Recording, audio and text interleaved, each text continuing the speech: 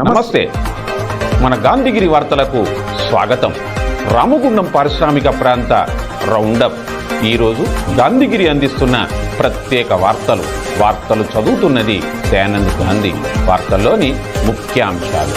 Press క్లబ్లో జాతీయ సంఘాల ప్రెస్ మీట్. రేపు గోదావరికంలో కళాకారుల బోనాలు. మారుపేర్ల బాధితుల భిక్షాటనం. నిద్ర కోసం వెళ్లి గుడిలో అతడు కన్ను మూశాడు. వివరాలు. ఈ రోజు గాంధీగిరి వార్తలను సమర్పిస్తున్నది శ్రీకాంత్ కంటి దవాఖానా. కోల్బెల్ కు కంటిపాప. అన్ని వర్గాలకు వెలుగు కిరణం. డాక్టర్ శ్రీకాంత్ సారథ్యంలో వైద్య సేవల్లో శ్రీకాంత్ కంటి దవాఖానా. ఏప్రిల్ 15 నుండి ప్రతి గురువారం ఉచిత వైద్య నేత్ర శిబిరం. కంటి పొరకు ఆపరేషన్ 5,000 రూపాయలకే చేయబడును. లక్కం భిక్షపతి కార్యనిర్వహణలో శ్రీకాంత్ కంటి దవాఖానా, లక్ష్మీనగర్, గోదావరికని. Phone number 8074911632.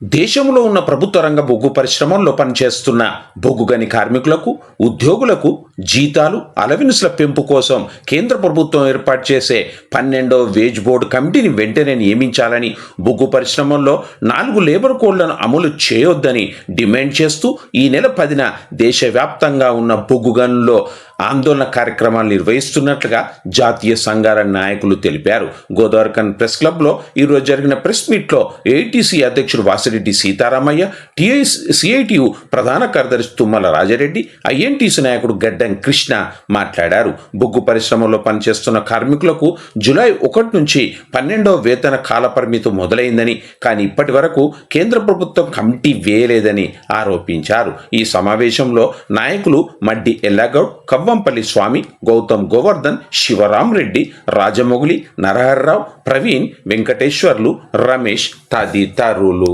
ఉన్నారు. బొగ్గని కార్మికుల 12వ వేజ్ బోర్డు జూలై 1వ తారీఖు నుండి అమల్లోకి రావాలి. కానీ ఇంతవరకు వేజ్ బోర్డు కమిటీ అనేదే కేంద్ర ప్రభుత్వం ఏర్పాటు చేయలేదు. 1973 నుండి అంటే దాదాపు 43 సంవత్సరాలుగా బొగ్గని కార్మికులకి 11 వేజ్ బోర్డులు వేజ్ బోర్డు ద్వారా వచ్చినాయి. వేజ్ బోర్డులో కార్మిక సంఘాలు యాజమాన్యం కూర్చొని చర్చించి జీతభత్యాల విషయంలో కానీ ఇతర అలవెన్సులు, ఇతర సౌకర్యాల విషయంలో ఒక అవగాహనకు వచ్చిన తర్వాత కేంద్ర ప్రభుత్వం ఆమోదం తీసుకొని దాన్ని అమల్లోకి తీసుకొచ్చడం అనేది ఆనవాయితీ. కానీ ఈసారి నరేంద్ర మోడీ ప్రభుత్వం 4 లేబర్ కోడ్లు ఏదైతే తీసుకొచ్చారో ఈ 4 లేబర్ కోడుల్లో వేజ్ బోర్డులను గెలిచినటువంటి గుర్తింపు సంఘంతో మాట్లాడాలనేది వాళ్ళు నిర్ణయిస్తూ ఉన్నారు. అంటే కోల్ ఇండియాలో కూడా ఎన్నికలు జరిపి ఏ కార్మిక సంఘం అయితే 51% తోటి గెలుస్తుందో ఆ ఒక్క కార్మిక సంఘంతో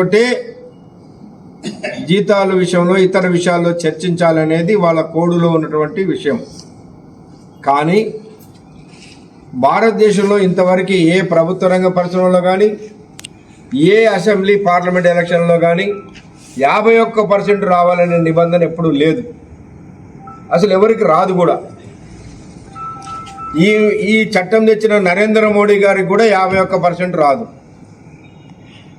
మరి ఎందుకు పెట్టాడు ఈ విధంగా అంటే కార్మిక సంఘాలే లేకుండా చేయాలి. 51% ఎవరికి రాదు కాబట్టి దాన్ని గుర్తింపు సంఘంగా కాకుండా 20% ఓట్లు వస్తే వాళ్ళని ప్రాతినిధ్య సంఘంగా గుర్తించి 1, 2, 3 యూనియన్లకి 20% వస్తే వాళ్ళతోటి కూడా అగ్రిమెంట్ చేయకుండా, ఎందుకంటే ప్రాతినిధ్య సంఘాలతోటి అగ్రిమెంట్ చేయము, గుర్తింపు సంఘంతో అగ్రిమెంట్ చేస్తామనేటువంటి దీంతో అసలు కార్మికుల యొక్క జీతాల భత్యాలు కానీ ఇతర విషయాలు కానీ కార్మిక సంఘాలతోటి చర్చించకుండా కేవలం ఏదో ఒక ఐఏఎస్ ఆఫీసరో ఎవరితోటో కమిటీ ఏర్పాటు చేసి ప్రభుత్వమే వాళ్ళు ఇష్టం వచ్చిన పద్ధతుల్లో జీతాలు పెంచి ఇంకిదే జీతాలని చెప్పడం, ఏ అలవెన్సులని చెప్పడం పద్ధతుల్లో చేయడం కొరకే కుట్ర చేస్తూ ఉన్నారు. నిన్న ఇవాళ దేశవ్యాప్తంగా సింగరేణి వ్యాప్తంగా అన్ని ప్రెస్ మీట్లు, గేట్ మీటింగ్లు, కరపత్రాలు, వాల్ పోస్టులను నరేంద్ర మోడీ ప్రభుత్వానికి వ్యతిరేకంగా ఉద్యమం బయటపట్టింది. ప్రధానంగా ఒక్క కార్మికులే కాదు, వీళ్ళ రైతులు గిట్టుబాటు ధర కోసం, అట్లే కూలీలు,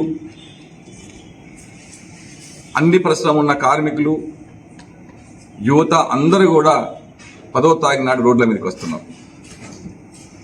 బయట వ్యక్తులందరూ ఏమో కలెక్టర్ ఆఫీస్ ముందు, ఎంఆర్ఎస్ ముందు ధర్నాలు చేసేసి అరెస్ట్ అయ్యి జైలు వరకు కార్యక్రమం పెట్టుకున్నారు. మొత్తం దేశంలో ఉన్న కార్మిక వర్గం అంతా వాళ్ళ ఇండస్ట్రీల ముందు నిరసన తెలియజేసి నరేంద్ర మోడీ విధానాలని ఎండగట్టాలని చెప్పి నిర్ణయం చేశారు.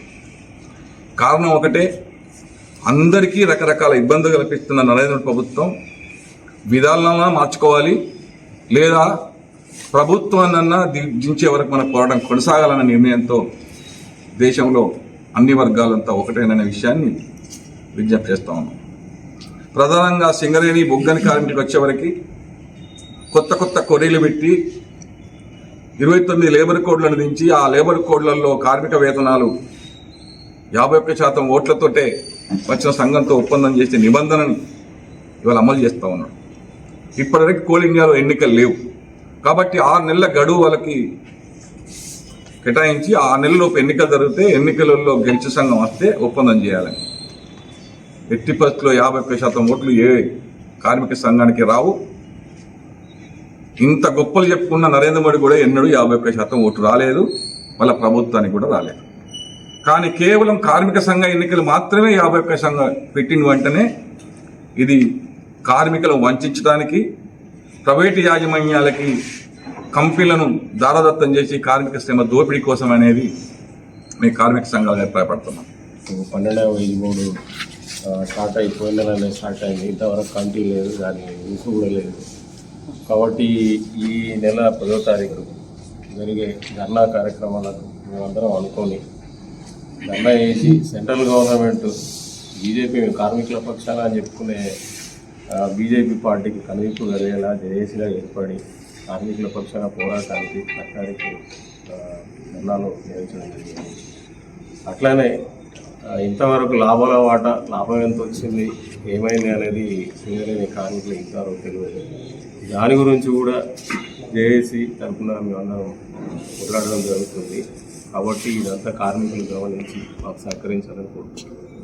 Jagadamba linen cotton store Godavarikhani. గోదావరిఖనిలోనే మొట్టమొదటి అతిపెద్ద జెంట్స్ క్లాత్ షోరూమ్. రాబోయే పండుగలు, మ్యారేజ్ సీజన్ కోసం స్పెషల్ ఆఫర్స్. 999 రూపాయలకే 4 ప్యాంట్ క్లాతులు, 999 రూపాయలకే 4 షర్ట్ క్లాతులు, 999 రూపాయలకే 2 రేమాన్ ప్యాంట్ క్లాతులు, 999 రూపాయలకే 2 అరవింద్ ప్యాంట్ క్లాతులు, 599 రూపాయలకే మీటర్ 60 వైట్ లెనిన్ షర్టింగ్, 799 రూపాయలకే metre 70 lea white linen shirting, 899 రూపాయలకే metre 80 lea white linen shirting, 999 రూపాయలకే metre 100 lea white linen shirting. Jagadamba linen cotton store, Laxminagar, Godavarikhani.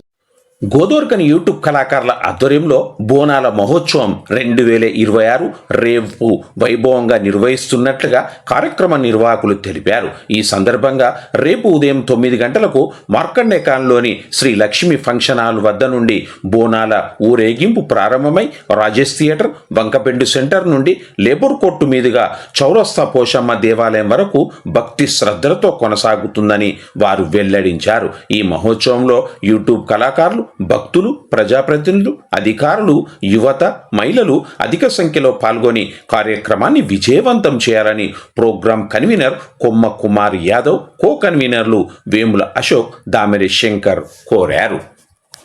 మా గోదావరిఖని యూట్యూబ్ కళాకారుల తరఫున రేపు అమ్మవారికి ఆషాఢ మాస బోనాల మహోత్సవం ఘనంగా నిర్వహిస్తున్నాము. ప్రతి ఒక్కరూ ఈ యొక్క కార్యక్రమంలో పాల్గొని అమ్మవారి కృపకు పాత్రలు కాగలరు. ఈ యొక్క కార్యక్రమం రేపు ఉదయం 9 గంటలకు శ్రీ లక్ష్మీ ఫంక్షన్ హాల్ నుండి మొదలై పోచమ్మ వరకు ఈ యొక్క కార్యక్రమం కొనసాగుతుంది. కావున ప్రతి ఒక్క కళాకారులు, మిత్రులు, పాత్రికేయులు, ప్రతి ఒక్కరూ, రాజకీయ నాయకులు, వ్యాపారవేత్తలు అందరూ ఈ యొక్క కార్యక్రమంలో పాల్గొని ఈ యొక్క కార్యక్రమాన్ని విజయవంతం చేయాల్సిందిగా ప్రతి ఒక్కరిని ఆహ్వానిస్తున్నాం. రేపు బోనాల పండుగ సందర్భంగా మన సంస్కృతి సాంప్రదాయానికి అద్దం పట్టే విధంగా ప్రాంతీయ కళాకారులందరూ ఈ కార్యక్రమాన్ని తలపెట్టారు. భావి తరాలకు కూడా ఇది ఆదర్శంగా ఉంటుందని భావిస్తూ చేపట్టినటువంటి ఈ కార్యక్రమానికి ప్రతి ఒక్కరూ తమ వంతు విధిగా ఈ కార్యక్రమానికి విచ్చేసి దీన్ని దిగ్విజయంగా కొనసాగిస్తారని భావిస్తూ మరొకసారి అందరికీ ఈ సందర్భంగా ఆహ్వానం పలుకుతూ రేపు శ్రీలక్ష్మి ఫంక్షన్ హాల్ దగ్గర నుంచి ప్రారంభం కాబోతున్న 9 గంటలకు ప్రారంభం కాబోతున్న ఈ కార్యక్రమానికి అందరూ విచ్చేసి దిగ్విజయం చేస్తారని ఆశిస్తున్నాం. ఆర్జీవన్ జీఎం కార్యాలయం ఎదుట సింగరేణి మారుపేర్లు విజిలెన్స్ పెండింగ్ కేసుల సమస్య పరిష్కారం కోసం 2వ రోజు నిరసన దీక్ష భిక్షాటనం రూపంలో కొనసాగింది. ఈ నిరసనకు మద్దతుగా మాజీ ఎమ్మెల్యే కోరుకంటి చందర్ బాధితులకు సంఘీభావం ప్రకటించారు. ఈ సందర్భంగా కోరుకంటి చందర్ మాట్లాడుతూ బాధితులకు త్వరగా ఉద్యోగాలు కల్పించకపోతే భవిష్యత్తులో ఏ స్థాయిలోనైనా వారి పక్షాన్ని నిలబడి పోరాటం చేస్తామని ప్రభుత్వాన్ని హెచ్చరించారు. ఈ కార్యక్రమంలో నాయకులు లక్కా శ్రావణ్ గౌడ్, ఆవుల రవి, డిష్ బాబు, రంజిత్, అనిల్, తిరుమల శ్రీనివాస్, కొల్లిపాక అన్వేష్, ప్రదీప్, కుర్రం సుధాకర్, సమ్మయ్య, ఉస్మాన్, ఓం ప్రకాష్, సందీప్, రవికుమార్, షేక్ బాబర్, రాజయ్య, దుమ్మటి అంజయ్య తదితరులు ఉన్నారు.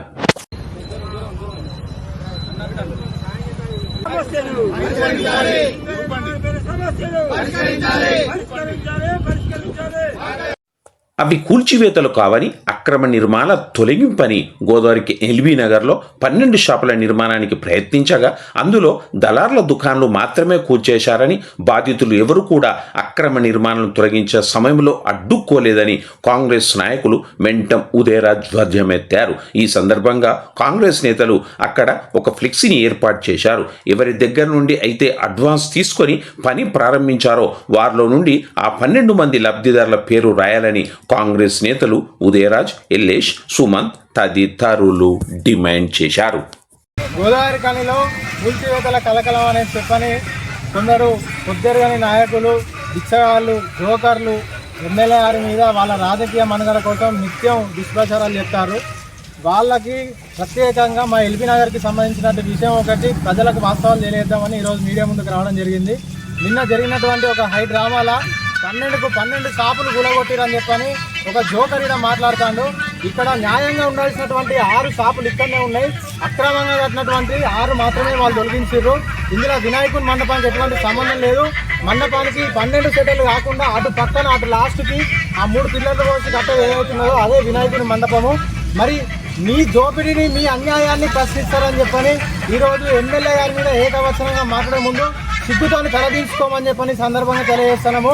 ఒక్కొక్క షాపు దగ్గర 3,20,000 రూపాయలు వసూలు చేసుకుంటా, అంటే 12 షాపుల చొప్పున 38,40,000 రూపాయలు, అంటే సుమారు 40 లక్షలతో కట్టే బంగ్లా గిరా ఒక్క షాపు 10-12 సైజుకి 3,20,000 రూపాయలు అవుతుందా? సమాజం తెలిసిన అవగాహన ఉన్న ప్రతి ఒక్కరు ఆలోచించాలి దీని మీద. మీరు చేస్తున్నటువంటి దోపిడిని అరికట్టినందుకు ఈరోజు ఎమ్మెల్యే గారి మీద కాంగ్రెస్ పార్టీ మీద దుష్ప్రచారం చేస్తే మీరు ఆకాశం మీద ఉమ్మి వేసినట్టే, మీ ముఖం మీద మీరే ఉమ్మేసుకున్నట్టు. ఈడ న్యాయంగా ఎవరికైతే షాపులు రావాలో వాళ్ళు అట్లనే ఉన్నారు. నిన్న అక్కడ ఊడగొట్టేటప్పుడు మీరే అతి ఉత్సాహం ఉన్నది, కానీ ఏ ఒక్క బాధితుడు కూడా ఆడికి వచ్చి నా షాపు పోతుందని మాట్లాడలేదు. ఈ వాస్తవాన్ని ప్రజలు గమనించాలి. అక్రమాలని మాత్రమే ఎమ్మెల్యే గారు తొలగించారు. పూల భద్రన్నకును మొగిలన్నకి ఈడ సంబంధమే లేదని వాళ్ళు చెప్తారు. ఈడ నా పేరు మీద దుకాణం కడతారని నాకే తెలియస్తారు అని చెప్పని నిన్న మా ఇంటికి రావడం జరిగింది. అందుకే ఇవాళ ఆయనను కూడా ప్రత్యక్షంగా ఇక్కడ తీసుకొని వచ్చినాం. పూల భద్రనని మొగిలన్నకి సంబంధం లేకుండా ఈడ 12 షాపులు ఉన్నాయని చెప్పని నిన్న నువ్వు ఏకవచనంగా మాట్లాడినావు కదా. 12 షాపులు ఉన్నాయని చెప్పని ఎవరెవరైతే అన్ని పార్టీ నాయకులు మాట్లాడతారో వాళ్ళందరికీ ఒకటి బహిరంగంగా బోర్డు పెట్టినాము. మీకు 24 గంటల టైం కూడా ఇస్తున్నాము. పూలల భద్రన్న ఉన్న మొగిలన్న వీళ్ళకి సంబంధం లేకుండా కడుతురు అని చెప్పని అన్నారు. కాబట్టి వీళ్ళ పేర్లు మినహాయింపు, నువ్వు అడ్వాన్స్ ఎవరెవరి దగ్గర తీసుకున్నావో బాండ్ రాసుకున్నావో వాళ్ళు ఎవరెవరు 12 మంది ఉన్నారో వాళ్ళ 12 మంది పేర్లు నువ్వు ఇక్కడ బాజాప్తుగా రాయి. నువ్వు బాజాప్తుగా 12 మంది పేర్లు రాస్తే ఎమ్మెల్యే సాబే వాళ్ళకి మళ్ళీ కట్టిస్తాడు. నేను వాళ్ళకి క్షమాపణ చెప్తా. లేని ఏడల 12 మందిలో నువ్వు 6-7 రాసినా కూడా నువ్వు అక్రమం చేసినట్టే, ఒక్కటి చేసినా అక్రమం చేసినట్టే. నువ్వు గిట్లా 12 పేర్లు రాయకుంటే, లేదంటే ఎవరైతే ఆరోపిస్తాడో చెత్త నా కొడుకులు వాళ్ళు 12 మందికి 12 మంది పేర్లు ఇక్కడ రాయకుంటే పూర్తి బాధ్యత వాళ్ళదే. ఇక్కడ అక్రమాలకు కూడా పూర్తి బాధ్యత వాళ్ళు వహించాలి. 12 మీరు రాస్తే నేను నా సొంత ఖర్చులతో అప్పు చేసైనా మళ్ళీ రూములు కట్టిస్తా. ఈ విషయం ఏదో ఒకటి 24 గంటల్లో ప్రజలకు వాస్తవాలు తెలియాలి. దీనికి సంబంధించిన బాధితులు కూడా ఎవరు లేరు. ఎవరైతే న్యాయంగా ఉన్నారో వాళ్ళందరికీ షాపులు ఉన్నాయని చెప్పని వాళ్ళందరూ చెప్తున్నారు. ప్రజలు ఎట్టి పరిస్థితుల్లో ఈ యొక్క దళారులు ప్రతిపక్షాలు ఎమ్మెల్యే గారి మీద కానీ కాంగ్రెస్ పార్టీ మీద ఈ యొక్క నగర అభివృద్ధిని పేదలకు తాత్కాలికమైనటువంటి రోడ్డు మీద షాపులు ఉంటే ఇవాళ వాళ్ళకు పర్మనెంట్ స్ట్రక్చర్ ఉండాలని చెప్పని ఒక చిత్తశుద్ధితోటి దూర ఆలోచనతోటి ఎప్పటికప్పుడు వేం నరేందర్ రెడ్డి గారికి మా కళ్ళ ముందే చాలాసార్లు ఫోన్ చేశారు. బహిరంగంగా కూడా చౌరస్తాల రూమ్స్ ఓపెనింగ్ అప్పుడు చెప్పిండు స్పెషల్ జీవో తీసుకొస్తానా అని. అవి చూసుడు శాతం నీకు గాక నువ్వు కార్పొరేటర్ కానుక ముందు బ్లాక్మెయిల్ చేసుకోవడానికో దేనికో అక్రమాలు కూల్చాలని చెప్పని ఎమ్మెల్యే గారికి వచ్చి వినతి పత్రం ఇచ్చినావు కదా గతంలో. ఇవ్వాలంటే నువ్వు మంది అక్రమాలను నువ్వు చూపిస్తేమో నువ్వు సంసారివి, నీ అక్రమాలకు అడ్డుకట్టు ఎవడైనా ఎత్తేమో వాడు వెబ్సైట్ అవుతాడా? ఎట్లయితాడు? కాబట్టి పూర్తి స్థాయిలో బాధితులకు న్యాయం చేసే విధంగా ఎమ్మెల్యే గారు చర్యలు తీసుకుంటారు. అసత్యమైనటువంటి ఆరోపణలను ప్రజలు నమ్మవద్దు అని ఈ సందర్భంగా వాళ్ళందరినీ విజ్ఞప్తి చేస్తున్నారు. సింగరేణి కార్మిక వర్గ హృదయాల్లో చిరస్థాయిగా నిలిచిన నేత మాదన నారాయణ అని పలువురు పేర్కొన్నారు. ఏటీసీ నాయకుడు మాదన నారాయణ 6వ వర్ధంతి సందర్భంగా ఆయన కుమారుడు మాదన మహేష్ కుటుంబ సభ్యులు సేవా కార్యక్రమాన్ని చేపట్టారు. జ్యోతి గాంధీ ఫౌండేషన్ నిర్వహణలో నిస్సాయులకు ప్యాకెట్ మనీని అందించారు. ఒక గొప్ప వ్యక్తి, ఒక మహోన్నతమైనటువంటి వ్యక్తి. ఈ సింగరేణి బొగ్గుగని కార్మికుల గుండెల్లో ఎప్పటికీ చిరస్థాయిగా నిలిచిపోయినటువంటి వ్యక్తి. కేవలం బొగ్గని కార్మికులలో కాకుండా రామగుండం పారిశ్రామిక ప్రాంతంలో ఉండేటువంటి చాలామంది ప్రజలకు, అంటే ముఖ్యంగా అసంఘటిత సంఘటిత కార్మికులు, తర్వాత బడుగు బలహీన వర్గాలకు సంబంధించినటువంటి వాళ్ళ గుండెల్లో ఒక భద్రమైనటువంటి స్థానాన్ని పొందినటువంటి ఒక నాయకుడు, గొప్ప నాయకుడు ఆయన ఎం నారాయణ గారు, మాదన నారాయణ గారు. ఇక్కడ తెలియని వాళ్ళు ఉండరు. సిపిఐ నారాయణ అంటే అందరికీ తెలుసు. ఈ ప్రాంతంలో ఎక్కడైతే సమస్య ఉంటుందో ప్రజలకు ఎట్లాంటి కష్టాలు ఉంటాయో ప్రజల పక్షాన పోరాటం చేసినటువంటి ఒక మంచి నాయకుడు, అనర్గళంగా మాట్లాడేటువంటి గొప్ప నాయకుడు. మరి ఆయన అనారోగ్యంతో మరణించినప్పటికీ ఆయన జ్ఞాపకాలు ఇప్పటికీ గోదావరికని పారిశ్రామిక ప్రాంతంలో ఉన్నాయి. నారాయణ లీడర్ నారాయణ అంటే అందరికి తెలియని వాళ్ళు ఉండరు. మరి నారాయణ వర్ధంతి ఈరోజు 6వ వర్ధంతి, ఆయన చనిపోయిన రోజు. ఆయన చనిపోయిన రోజు సందర్భంగా ఆయనను స్మరించుకోవాలి, గుర్తు చేసుకోవాలి. ఆయన ఈ సమాజానికి, గోదావరికని సమాజానికి, రామగుండం ప్రాంతానికి అందించినటువంటి సేవలను గుర్తు చేసుకుంటూ ఆయన ఆత్మకు శాంతి చేకూర్చే విధంగా అనేక కార్యక్రమాలు చేపట్టాలని అనేక మంది అనేక రకాలైనటువంటి కార్యక్రమాలు చేస్తూ ఉన్నారు. అందులో భాగం కాకపోయినప్పటికీ మరి ఆ కుటుంబ సభ్యులు ఒక మంచి కార్యక్రమానికి శ్రీకారం చుట్టడం జరిగింది. మరి ఆ కుటుంబ సభ్యులు నారాయణ గారి వర్ధంతి సందర్భంగా ఇంట్లో విందులు వినోదాలు వేడుకలు చేసుకోకుండా ఒక నిస్సాయులైనటువంటి వాళ్లకు మేము సహాయం చేయాలి. ఆ సహాయం నారాయణ గారి ఆత్మకు శాంతి చేకూరాలన్న ఉద్దేశంతో నారాయణ గారి ముఖ్య కుమారుడు మాదన మహేష్ గారు కూడా ప్రస్తుతం ఏఐటీసీలో ఒక కీలకమైనటువంటి పదవిలో ఉంటూ నిరంతరం నిత్యం కార్మికుల యొక్క సమస్యల కోసం, హక్కుల కోసం పోరాడుతున్నటువంటి మహేష్ గారు ఈరోజు ఈ కార్యక్రమాన్ని చేపట్టడం జరిగింది. మహేష్ కుటుంబ సభ్యులు చేపట్టినటువంటి కార్యక్రమం స్ఫూర్తిదాయకం, గొప్పదైనటువంటిది. నిజంగా నారాయణ గారి ఆత్మకు శాంతి చేకూరేటువంటి కార్యక్రమం ఈ కార్యక్రమం. గోదావరికని పారిశ్రామిక నగరంలో ఓ విషాదకర ఘటన జరిగింది. స్థానిక కృష్ణానగర్కు చెందిన దాసరి సదానందం స్కూల్ బస్ డ్రైవర్గా పనిచేస్తూ ఉన్నాడు. సదానందం సమీప బంధువు మధ్యల పోషక్క చనిపోగా నిన్న దశదిన కర్మ జరిగింది. అయితే కర్మ జరిగిన నేపథ్యంలో అందరితో కలిసి సదానందం కోదండ రామాలయంలో నిద్ర చేయడానికి వెళ్ళాడు. అందరితో మాట్లాడుతూ నిద్రలోకి జారుకున్నాడు. ఈరోజు తెల్లవారుజామున ఎంత లేపినా సదానందం లేవలేదు. వెంటనే ఇతన్ని స్థానిక ప్రభుత్వ జనరల్ ఆసుపత్రికి తరలించగా చనిపోయినట్లుగా డాక్టర్లు ధృవీకరించారు. ఊపిరి ఆడక గుండెపోటుతో మృతి చెంది ఉంటాడని, తమకు ఎవరిపై ఎలాంటి అనుమానం లేదని మృతుని భార్య దాసరి శారద అలియాస్ రమ్యశ్రీ ఇచ్చిన ఫిర్యాదు మేరకు 1 టౌన్ పోలీసులు కేసు నమోదు చేసుకున్నారు. ఇంతటితో గాంధీగిరి వార్తలు సమాప్తం. నమస్కారం.